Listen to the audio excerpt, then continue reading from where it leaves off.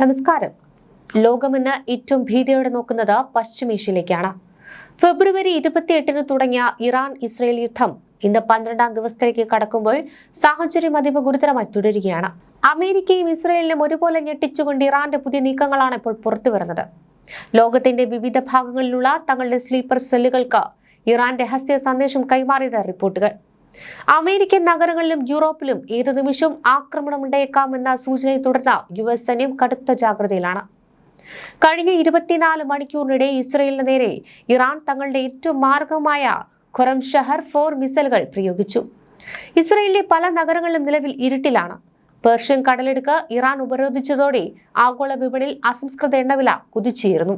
ഇത് ഇന്ത്യ അടക്കമുള്ള രാജ്യങ്ങളിലെ സാമ്പത്തിക രംഗത്തെ ബാധിക്കുമെന്നത് ഉറപ്പായി. ലോകമെമ്പാടുമുള്ള റേഡിയോ ഫ്രീക്വൻസി നിരീക്ഷകരെ അമ്പരപ്പിച്ചുകൊണ്ട് ഇറാന്റെ മണ്ണിൽ നിന്നും ചില രഹസ്യ കോഡുകൾ സംരക്ഷണം ചെയ്യപ്പെട്ടതായി ABC ന്യൂസ് റിപ്പോർട്ട് ചെയ്യുന്നു. സാധാരണ രീതിയിൽ നിന്നും വിഭിന്നമായൊരു പ്രത്യേക പാറ്റേണിലായിരുന്നു ഈ സന്ദേശങ്ങൾ. സന്ദേശത്തിന്റെ ഉറവിടം കണ്ടെത്തുന്നത് തടയുവാൻ ഒന്നിലധികം രാജ്യങ്ങളുടെ ഈ സിഗ്നലുകൾ പുനഃസംപ്രേഷണം ചെയ്യപ്പെട്ടു. ഇറാന്റെ അത്യാധുനിക സൈബർ സാങ്കേതിക വിദ്യയാണ് ഇതിന് പിന്നിലെന്നാണ് സൂചന. ഈ രഹസ്യ കോഡ് കൈവശമുള്ള സ്ലീപ്പർ സെല്ലുകൾക്ക് നൽകിയ അന്തിമ നിർദ്ദേശമാണെന്ന് അമേരിക്കൻ രഹസ്യാന്വേഷണ ഏജൻസികൾ ഭയപ്പെടുന്നു.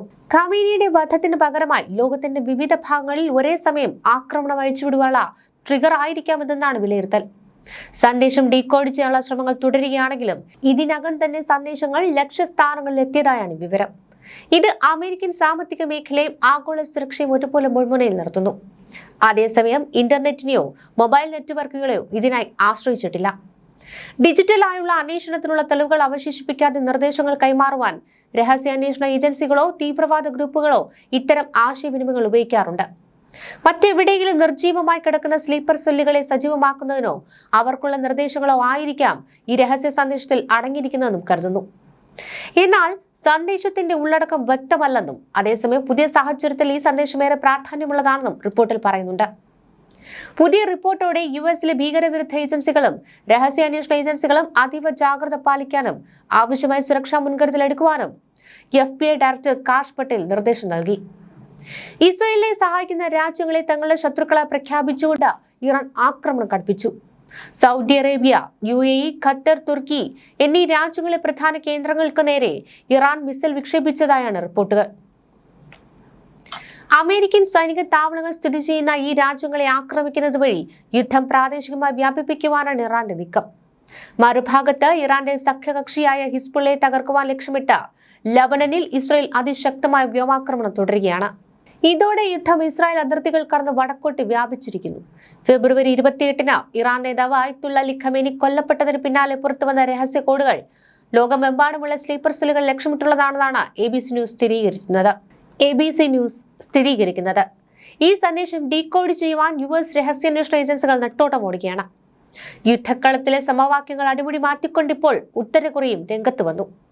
അമേരിക്കയുടെ അധിനിവേശത്തിനെതിരെ പോരാടുന്ന ഇറാന് തങ്ങൾ പൂർണ്ണ പിന്തുണ നൽകുമെന്നാണ് ഭരണാധികാരി കിം ജോങ് ഉൻ ഔദ്യോഗികമായി പ്രഖ്യാപിച്ചത്. വെറുമൊരു വാചകത്തിൽ ഒതുങ്ങുന്നതല്ല ഈ പിന്തുണ. ഇറാൻ ആവശ്യമായ സൈനിക സഹായങ്ങളും അത്യാധുനിക ആയുധങ്ങളും നൽകുവാൻ മടിക്കില്ല എന്നാണ് കിമ്മിന്റെ കർശന മുന്നറിയിപ്പ്. അമേരിക്കയെ നേരിട്ട് ആക്രമിക്കുവാൻ മടിക്കാത്ത ഉത്തര കൊറിയയുടെ ഈ വരവ് പാശ്ചാത്യ ശക്തികളെ അക്ഷരാർത്ഥത്തിൽ ഞെട്ടിച്ചിട്ടുണ്ട്. ഒരു വശത്ത് ഇസ്രായേലും അമേരിക്കയും, മറുവശത്ത് ഉത്തര കൊറിയയുടെ പിന്തുണയോടെ ഇറാനും. ലോകശക്തികൾ രണ്ട് തട്ടിലായി അണിനിരക്കുന്നതോടെ പശ്ചിമേഷ്യയിലെ ഈ തീപ്പൊരി ഒരു ആഗോള യുദ്ധത്തിലേക്ക് പടരുമോ എന്നാണ് ലോകം ഭീതിയോടെ ഉറ്റുനോക്കുന്നത്.